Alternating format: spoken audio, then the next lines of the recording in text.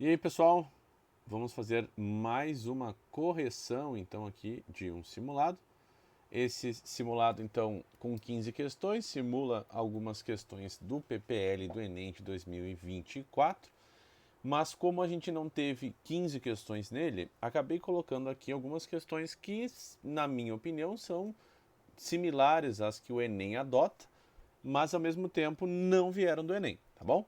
Então, vamos começar pela primeira questão, questão de cálculo estequiométrico, e é sempre bom alinhar como que eu penso a partir das questões, até para a gente identificar assim como se resolve, né? Então, a primeira coisa é verificar o dado fornecido, 180 quilos de titânio metálico, aqui ó, depois disso, entender que nós temos duas reações conjugadas e a massa da questão é qual é a massa do gás cloro necessária. Então, sempre tu vai procurar a pergunta e sempre o dado numérico fornecido. Identifica eles nas reações que já estão balanceadas. Então, eu tenho titânio aqui e tenho gás cloro na reação diferente. O que isso significa? Eu tenho que conferir se a conjugação ou união das duas está certo. E está, porque a substância que existe em ambas, em lados opostos, é o cloreto de titânio, este, e o número de mols de ambos está certo. Então ele conectou uma reação na outra. Então eu posso conectar aos dois, o cloro e o titânio, porque está totalmente balanceado. Então eu sei que 2 mols de cloreto, de gás cloro, forma 1 mol de titânio. Bom, então o que isso significa? Que o nosso problema foi diminuído, reduzido. Em que na linha 2 eu vou usar os 480 quilos de titânio. Na linha 2 continuo com a massa, só que em quilos de cloro. E na linha 1 eu vou colocar os dados da tabela periódica que foram fornecidos. Aqui, titânio é 48 gramas, e o cloro, 35 vezes 2, porque são 2 cloros, 71, mas eu não posso esquecer do número 2, né? Então 2 mols vezes 71. Bom, o que eu posso perceber? Que do lado direito, a proporção de números inteiros indica que ele aumentou 10 vezes. Então, no lado esquerdo, esses 10 vezes também tem que aumentar. Então, tem que deslocar e aumentar um zero. Sendo assim, a nossa resposta é 2 vezes 71, né, 142, acrescido de um zero, porque aumentei a proporção entre eles. Então, a resposta é letra E, né, porque está aqui 1420. Certinho? Dando continuidade, a próxima questão ela fala de uma molécula orgânica que respeite o processo representado.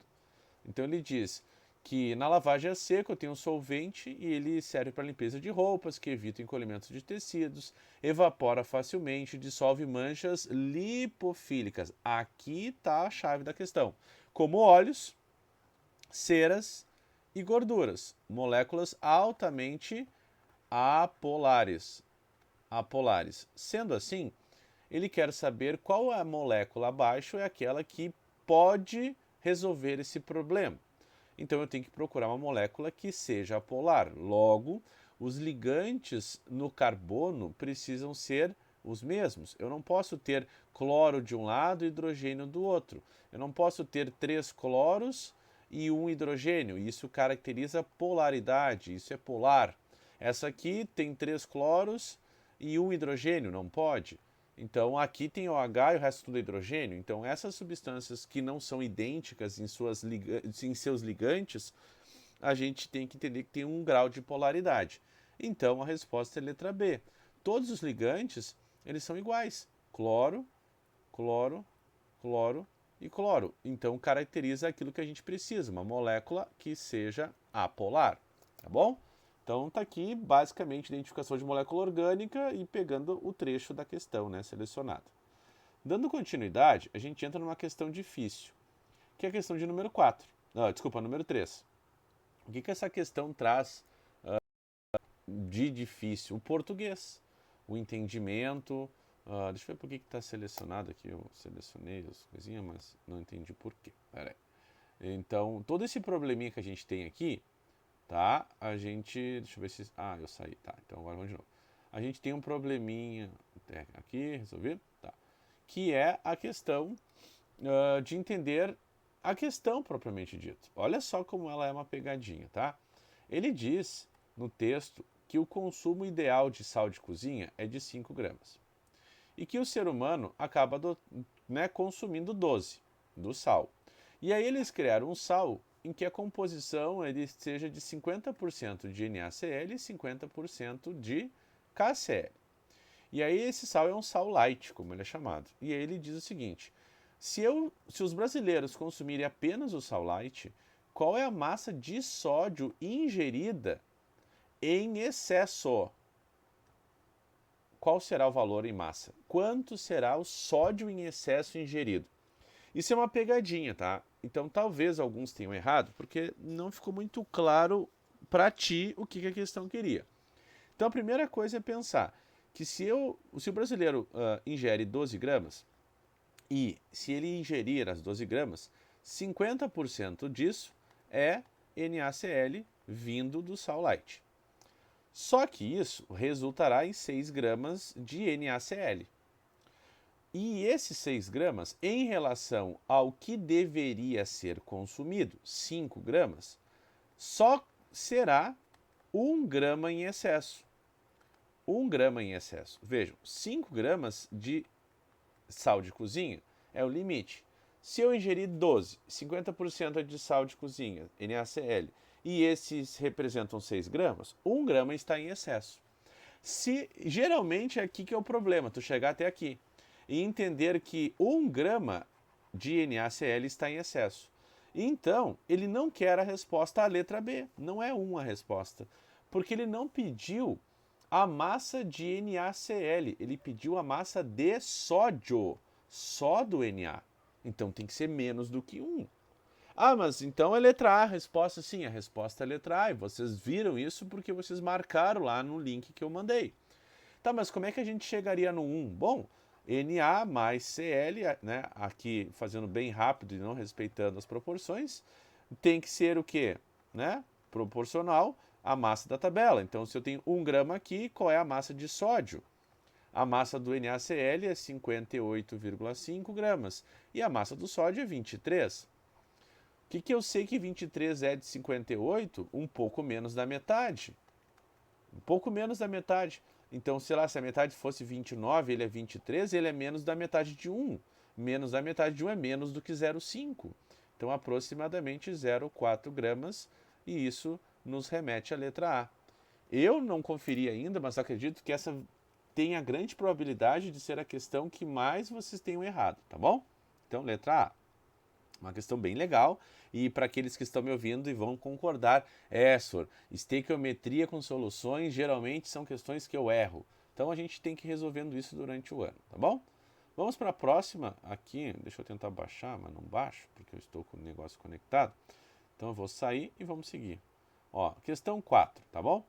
Na questão 4, o que a gente tem? Mais uma questão de moléculas orgânicas, mas nesse caso ele diz aqui ó, que são grupos ésteres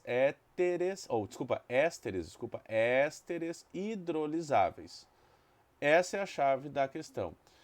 Eu tenho que apenas saber qual é a alternativa que seja um éster. E um éster tem que ser C dupla O ligado no O. Então a resposta é letra B, simples assim. Questão muito tranquila e muito fácil. Se a gente agora segue para a questão de número 5, a gente entra numa questão que dá um pouquinho mais de trabalho. Por quê? Porque ele explica ali sobre os fusíveis, dispositivos eletrônicos e tudo mais, né, te dá um texto, mas diz que a passagem de corrente elétrica gera calor e o efeito Joule é provocado com o aumento de temperatura. E para isso são necessários 4 amperes de corrente elétrica para elevação de 1 grau. Então eu aumento 1 grau a cada 4 amperes. De temperaturas de fusão, diferentes materiais são representados. Então ele te diz aqui o material e diz a temperatura de fusão. E aí depois disso ele vai fazer a pergunta. A pergunta é: para um equipamento que deve operar com uma corrente de 1000 amperes, qual é o material que deve ser utilizado no fusível? Então eu tenho que pensar assim, bom, ele tem que aguentar certa corrente elétrica. E com isso ele vai estar lá dentro do sistema, material condutor, e a corrente elétrica vai acontecer. Para a gente pensar de forma mais arredondada, a gente tem que pensar que o limite de temperatura de fusão de cada um foi apresentado na linha 2 da tabela. Então, Frâncio não pode ser, porque ele é muito baixo. E a partir daí, a gente tem que pensar na coerência lógica, tá? Olha só, se eu pegar cada grau, então isso eu vou dividir 1000 amperes por 4 amperes e eu vou descobrir quantos graus isso vai dar, aproximadamente 250 graus. Ao fazer esse cálculo rápido, a gente tem que perceber que, sendo o frâncio muito baixo, não pode ser, silício não é um material usado para condução de corrente elétrica. Nesse caso, né? Porque ele é muito alto. Prata, muito raro ser utilizado. Então a gente fica entre zinco e estanho. Dentro da proporção entre eles, a resposta vai ser o estanho, letra A. Por quê? Porque ele é o que se aproxima mais do limite de 250 graus, que é 232. Então a resposta é simples, letra A. Se a gente for dar continuidade aqui, na questão 6, é uma questão do PET, tão famoso PET, que na prova do Enem, muito tempo atrás, vinha caindo e faz tempo que não cai.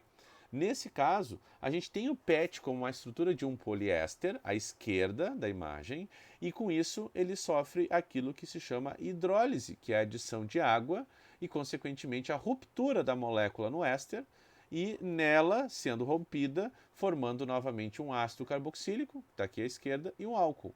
Então, a reação de hidrólise é o oposto da reação de esterificação. Então, se eu tenho um éster e quero voltar à origem, os reagentes originais, eu faço a reação invertida que se chama hidrólise. Então, a resposta é letra A. Hidrólise é o processo de reciclagem do éster. Tá? Tecnicamente, eu já usei isso na minha graduação. Próxima questão é de pilhas, tecnicamente de eletroquímica. Dentro do conjunto, ele diz que ele vai fazer a obtenção de uma dessalinização da água por eletrólise. Então, quer dizer, eu vou pegar a água do mar, a água salgada, vou passar corrente elétrica, um sistema forçado, e vou arrancar dali o sal. E vou tirar esse sal dali. Só que nesse caso, ele determina e mostra aonde está o fluxo de elétrons. Aonde ele está? Ele sai do eletrodo de bismuto, sai daqui, polo positivo na eletrólise, e chega no polo negativo, no outro lado. No lado do cátodo e do lado do ânodo. Então, da onde parte é o ânodo, da onde chega é o cátodo. E aí a pergunta vem lá embaixo. Na verdade, não tem pergunta, né? Ele diz qual é a formação. Olha, durante a dessalinização de água ocorre a formação de quê? Do BiOCl no ânodo, do H2 no cátodo, do bismuto no polo positivo e assim por diante. Se a gente for olhar cada um dos processos, a resposta ela não é tão óbvia. Mas lembra que durante a dessalinização, então quer dizer, não é no início, é durante, é quando ela está acontecendo. Então, antes, o bismuto está aqui na esquerda, ele é o que oxida. Só que depois o cloro grudou nele, vocês estão vendo aqui? E esse bismuto vai estar ligado com o cloro aqui, no ânodo. Então, essa substância vai estar no ânodo e essa vai estar no cátodo. Então, se a gente for basicamente observar o que acontece, então a resposta nossa é a letra A. É isso que vai acontecer. Hidrogênio não sai dessa reação. Bismuto está no polo positivo? Mas por que a gente não deve considerar nesse caso? Porque isso é antes, ele pediu durante. Então não faz muito sentido. Tipo assim, porque o bismuto está no polo positivo. Não faz muito sentido isso aqui. Letra D. O oxigênio, nesse caso, ele não se degrada na água, porque a água continua permanecendo. Eu não quebrei o hidrogênio e o oxigênio da água. E o último, né, que é esse carinha aqui, ele não está no ânodo, ele está no cátodo. Então, por exclusão de alternativas, também a gente chega na mesma letra A. Então, aqui precisa saber um pouquinho mais, precisa ter um pouquinho mais de domínio, mas ao mesmo tempo uma questão que dá para resolver. Na questão 8, a gente tem basicamente processos em etapas que parece que é separação de mistura, mas não é.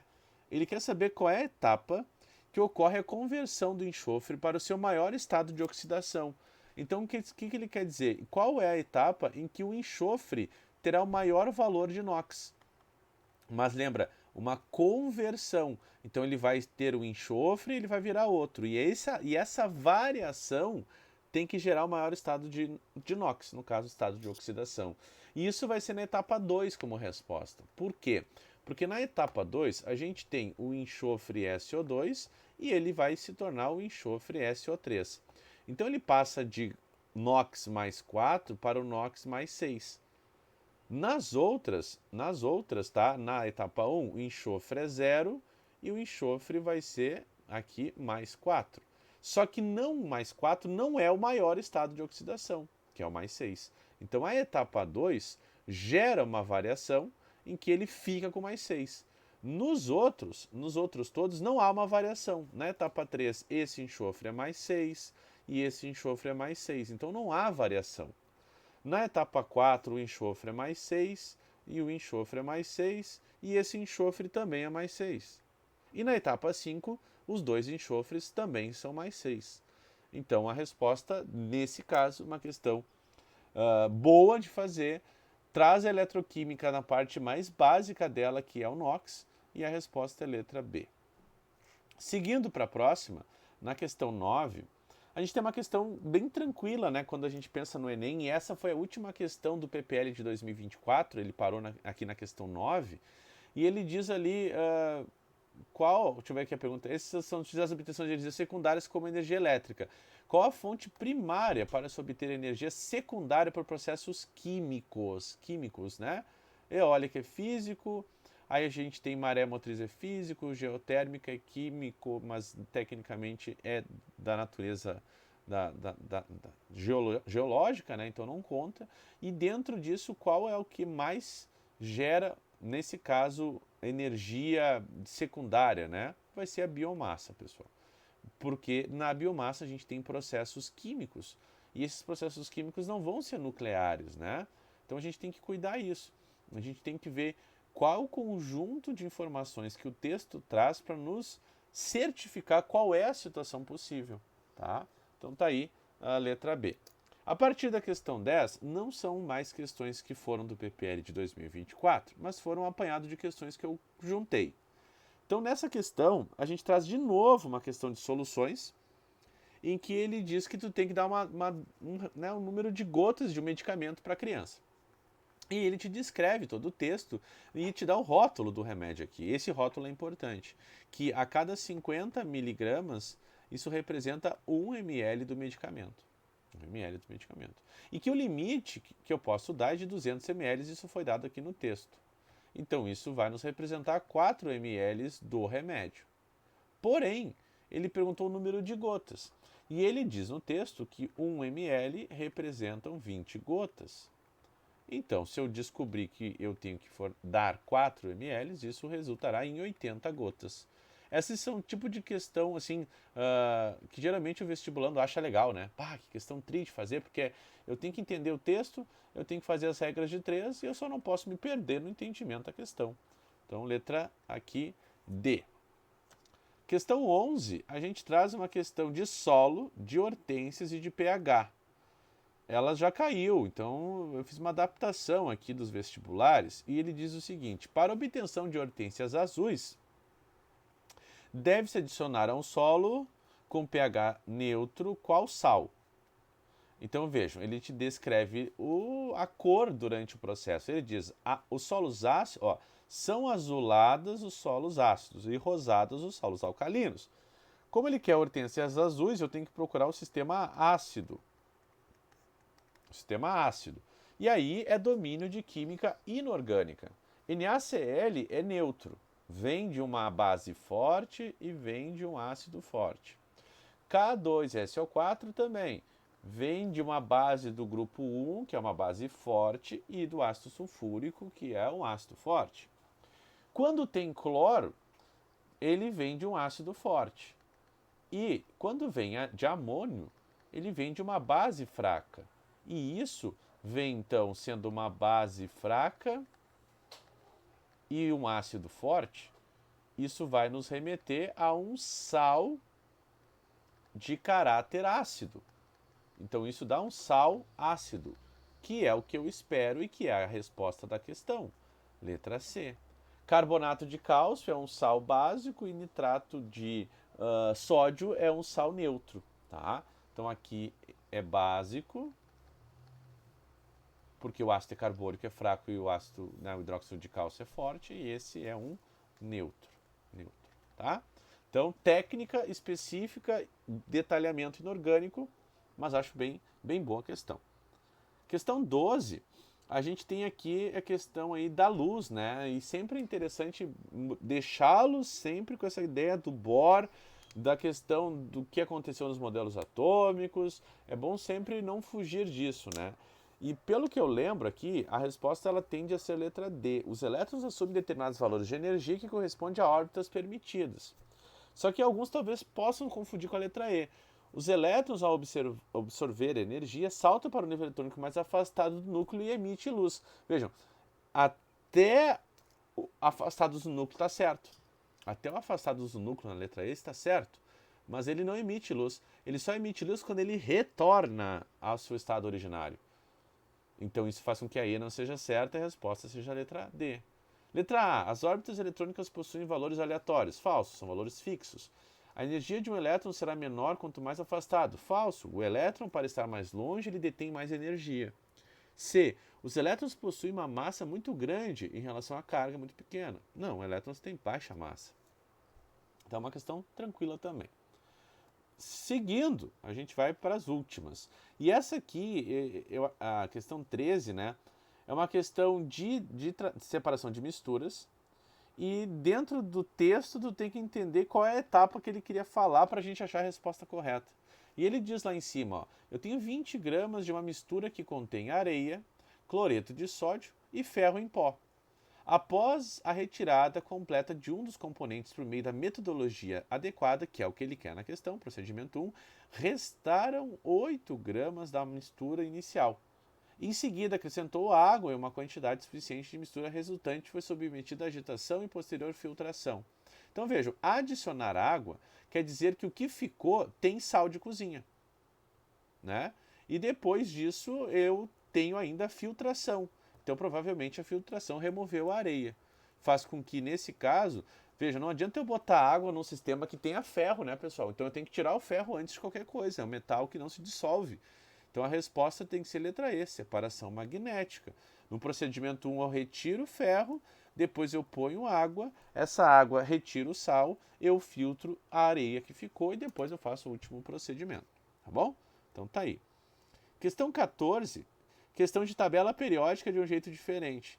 Ele te dá uma historinha, diz que o elemento de partida é o 4P2, 4P2, então a gente está no 1, 2, 3 e 4, P1, P2, espero que todo mundo já agora seja autossuficiente nisso, né? Estamos no germânio. Sendo o germânio nosso ponto de referência, ele diz qual é aquele jogador, né? Joana, Mário, Natália, Pedro ou Sérgio, que conseguiu fazer o que ele pediu, que é aqui, ó, o metal representativo. Então, representativo tem que ser no S ou no P, sólido em condições ambientes, que possuísse um número de elétrons na camada de valência diferente de 3. Então ele não pode estar no D e ele não pode ter 3 elétrons na camada de valência. E a partir disso tu tem que ver as jogadas possíveis escolhidas por cada jogador. Então se a Joana escolheu F, ela se movimentou a partir do germânio para baixo e o E se moveu para a esquerda. Então, se ela foi para baixo e para a esquerda, aqui, para baixo, uma casa para baixo e uma casa para a esquerda, ela está no índio, né? E o índio não pode ser a resposta porque ele, sendo P1, ele tem 3 elétrons na camada de valência. Então, não vai ser. Fazendo todos os casos, a gente vai chegar na resposta sendo Natália. Por que Natália? Porque Natália escolheu 2 letras Fs, ela se moveu 2 vezes para baixo. Então, ela saindo do germânio, ela pula para esses 2 aqui e vai parar no chumbo. Chumbo é o metal que está no P2, então ele tem 2 elétrons na S e 2 elétrons na P, totalizando 4. E é um metal. E está na região representativa, porque é um P. Então a resposta é Natália. Talvez alguns possam não ter entendido, mas eu acredito que a maioria entendeu como é que deveria ser feito. Uma brincadeira, no mínimo, interessante, na minha opinião. E a gente chega à última questão de radioatividade, que eu achei fácil, mas ao mesmo tempo ela valoriza o entendimento do que ele queria. E ele diz qual dos decaimentos emite uma partícula radioativa natural mais adequado para indicação para irradiar alimentos, né? E aí ele disse que era a partícula beta. Então ele está dizendo assim, olha, dentro desse comportamento de irradiar beta, qual é a situação correta? Então vejam, letra A, o urânio decaiu para tório e perdeu massa e prótons. Então isso é emissão de alfa, não pode ser. Na B, o cobalto ele manteve a massa e aumentou o número atômico e virou níquel. E isso é de fato uma beta, né? Uma beta é menos 1, 0. Então tende a ser a B a resposta. Nos demais, não mudou e não mudou. Então a letra C é gama. Na letra D, ele perdeu 2 e perdeu 4, então isso é alfa. E na última, ele aumentou aqui e manteve aqui, certo? Ó, então ele liberou uma beta, tudo bem.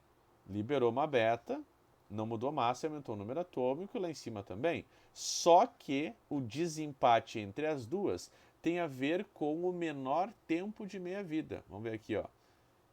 Deixa eu ver aqui, eu acho que ele disse isso em algum momento. Qual dos decaimentos que emite uma única partícula natural é mais adequado para ser utilizado para irradiar elementos? E deixa eu ver se ele diz alguma coisa do tempo. Menor tempo aqui, ó, menor período de tempo possível. E aí a gente tem que olhar. Tempo de meia-vida é o tempo necessário para que caia a metade dessa massa original. De 6 para 3 durou 100 horas. 100 horas.